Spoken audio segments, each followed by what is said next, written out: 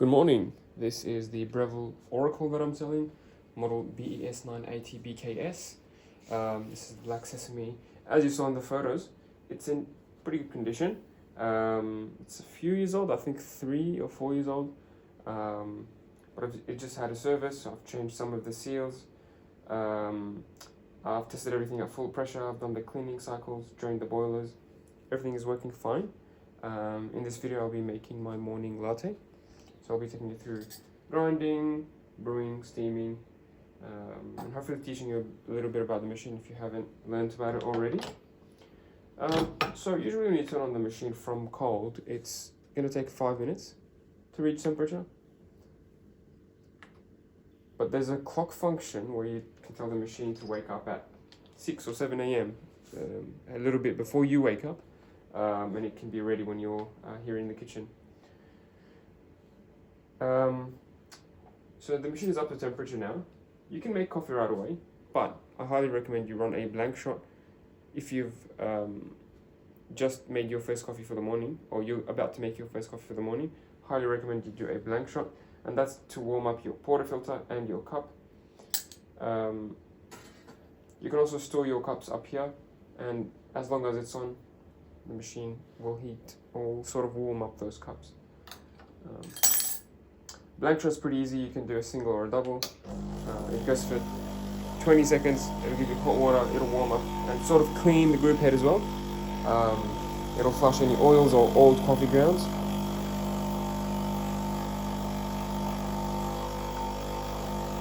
You can stop it at any time, but this will go for 25 seconds, I believe, and this will go for 30 seconds. Honestly, I think half of your cup is more than enough. We'll keep that up there. Next, we'll grab a tissue.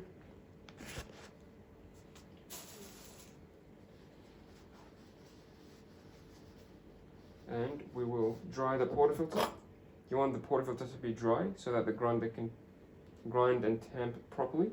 Otherwise, if it's wet, it might affect the mechanism in the grinder. Like the tamping mechanism, it needs the the coffee grounds to be dry so you can know when to stop. If it's wet, it may affect that tamping.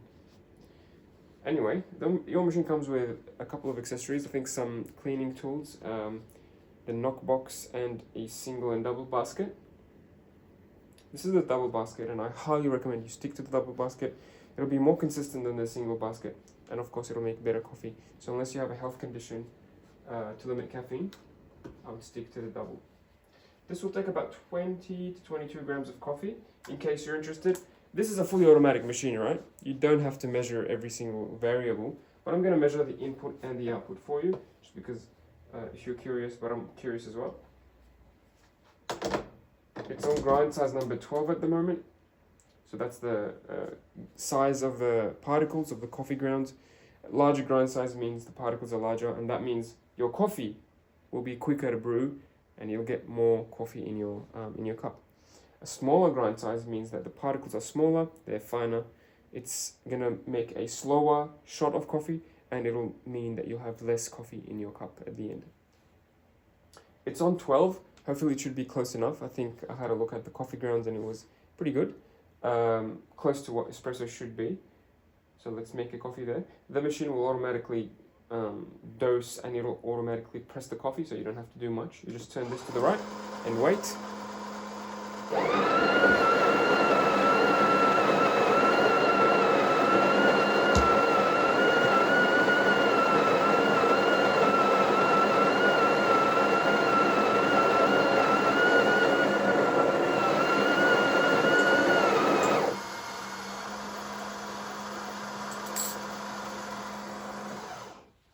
That's all done. Let's have a look. Nicely tamped coffee. There's a few loose particles, you can ignore those. Important thing is you wipe the grip head from any of those particles. Let's measure and see what we got. 22 grams exactly. So that makes sense. This is going to be a strong coffee. You can reduce that if you're into DIY and tinkering. There's a little mechanism here that you can adjust the dose from, I think, 18 up to 23. But 22 is pretty good. I would leave it there.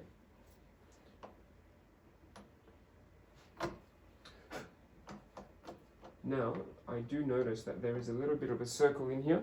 Can you see that?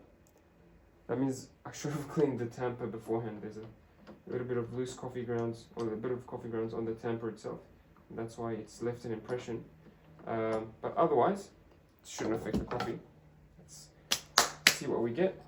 Now, I'm going to press the double button. That's going to go for 30 seconds, and that's the standard for a double shot.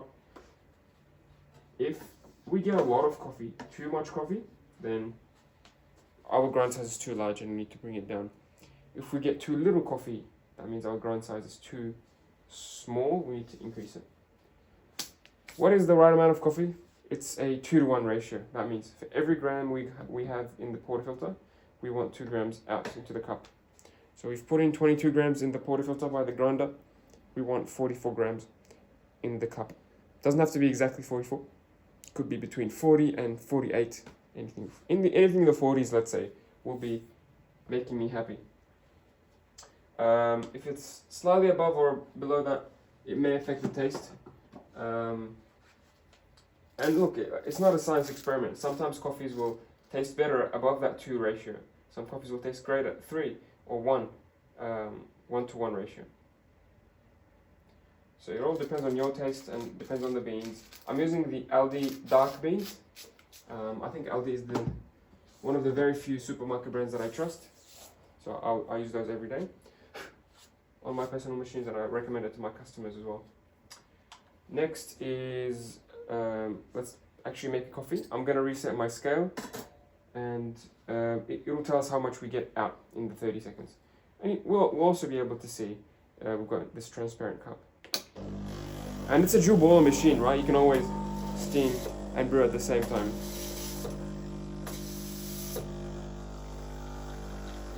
Okay, straight away I can tell that the grind size is too fine. I'll stop it right there. I can tell it's too fine because barely anything's coming out. Got a few drops of coffee into the cup, but that's not fast enough.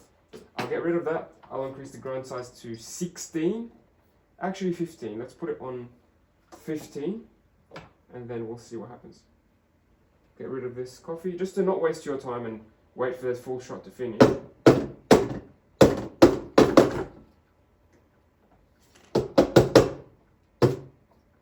It can be a little bit hard to knock the coffee into the box, but we did it.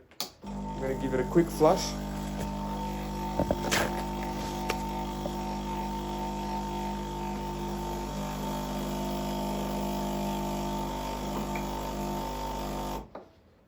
Great. Remember what we said, you need this to be dry for the grinder to work properly.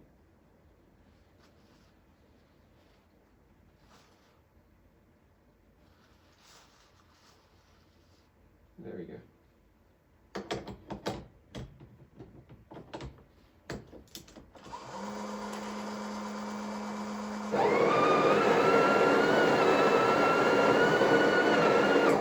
Now, I'm going to stop it there and get rid of that, because what I just ground right now is going to be a mix of the old and the new grind size. So I'm just purging. So this purge is important so we can get consistent results. Let's give it a shot. Actually, let's measure it again, see what we get.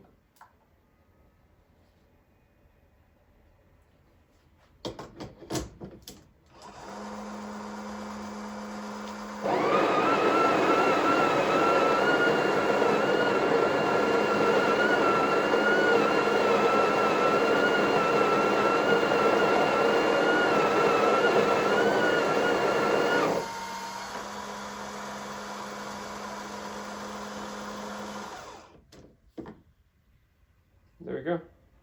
Grind size looks a little bit larger, but it's still properly tamped, which looks good. 21 grams. So we've increased the grind size. That means there's more gaps between the particles. So this is 21 grams now. Lock it in. Let's make another coffee. Reset my scale and press the double button.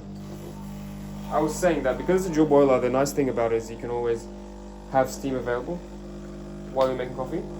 Now that looks like a better shot. Nice smooth flow from both spouts. Good amount of primer. I'll stop it there. Now, let's see what we got. That was 20 seconds. That was 50 grams. So what does this tell us? We ground, or we did a coffee at grind size 12. That was too slow. We did a coffee at grind size 15. That was too quick. Why is it too quick? Because at the 20-second mark, we got 50 grams. That means if I let it go for the 30-second mark, it'll probably give us like 70 grams of coffee, which is too much for an espresso. So what that tells me is that grind size, the ideal grind size for this coffee is probably 13, maybe 13 and a half,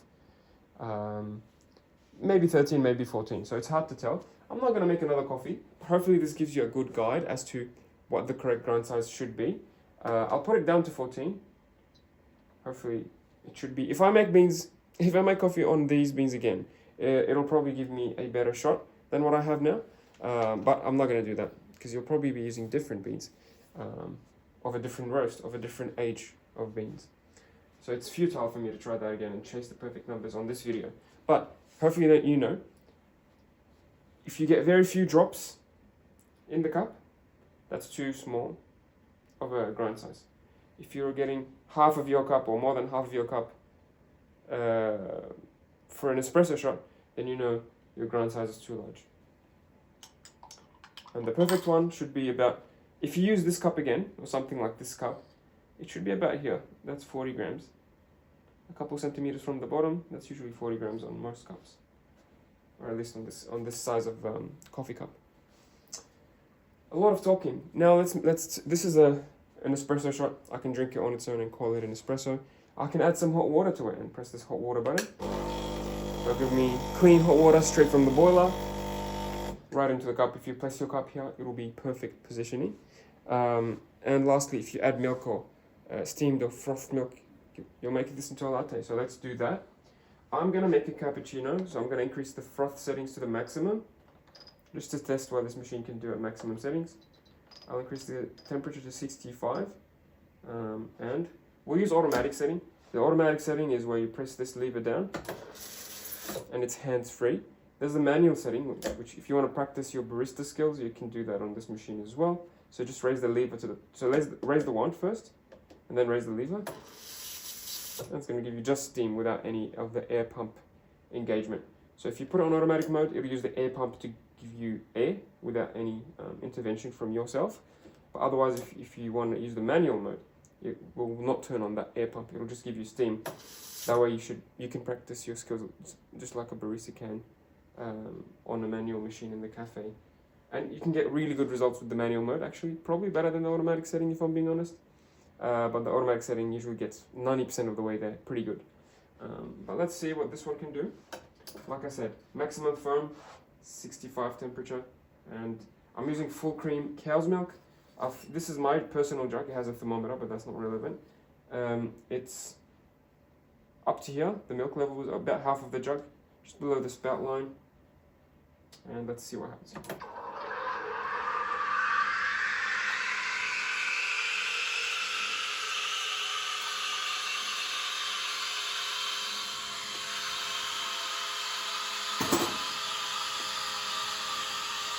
In the meantime, you can do some cleaning. Like this water filter. Knock it off.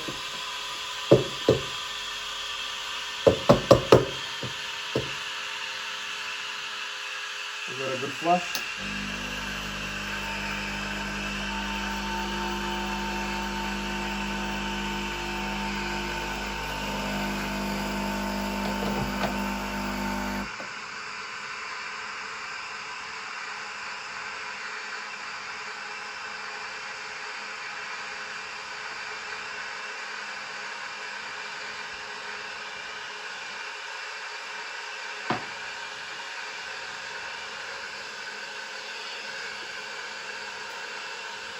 Wow, we're getting a lot of foam on our milk.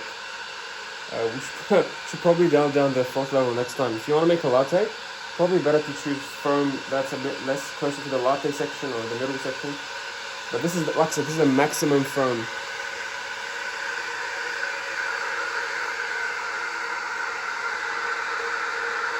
And 65 almost. Very good.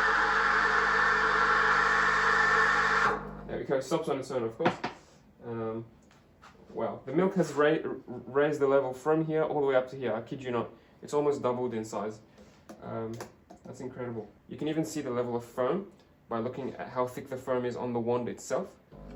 I'm going to give it a good wipe. It's important to wipe it straight away and not let it wait.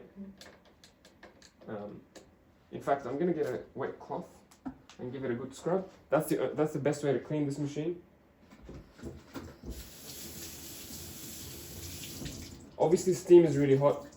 The wand is made of metal, so the steam will warm up that milk, and it'll warm up that metal, and the milk will stick to it basically like a little layer of milk. So probably better to clean it straight away. Well, not probably. I know for a fact, because what will happen if you keep it on like this for the next few hours, or even come to clean it the next morning, it'll be super difficult to clean because it'll just dry and form this little crust of milk. Anyway, I'll push it down. It'll do the auto cleaning thing that it does all the time. I like to put a cloth just to catch that steam that it sprays, the milk and steam that it sprays. But I'll just show you what it looks like. I'll do it 5 times. This cleaning is also super important. You don't want to only clean it on the outside and let it like this. You have to push it down to let it clean itself on the inside as well. So it'll pulse steam to clean those holes. A lot of the time people message me, Mohammed, my machine is not steaming. There's no steam coming one morning randomly. And I tell them to clean their wand, and the first thing they do is that they say, thank you so much, it was the wand. So yeah, if you don't let it clean itself after your steaming session, those holes will be blocked. The milk will form like a clog, like a clot, and it'll clog the holes. And obviously nothing will come out the next morning. So just clean it off straight away. Anyway, I'm not going to let the milk sit for too long. What I'm going to do, I'm going to knock the jug on the counter a few times to break the air bubbles, and then I'm going to swirl it around to mix, and then repeat this a few times until the surface is nice and smooth.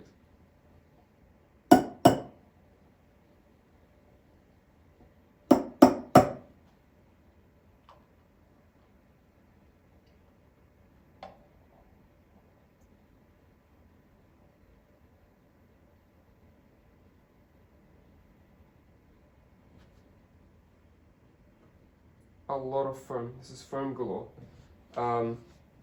Too much foam for me, if I'm being honest. I'll probably bring it down if I make another coffee on this machine. Let me just quickly show you. It made a really good coffee. What we could have done better next time for the espresso for my beans is to bring the grind size down a little bit to slow down the shot, reduce the foam. But other than that, this is the final result. Looks good. I'm looking forward to having it. And I'm sure you'll make much better coffees than me. You can even do a latte art on this machine if you're skilled and have the dexterity for it. Thanks again for watching. Hope you enjoy this machine, and I'll see you soon. Cheers.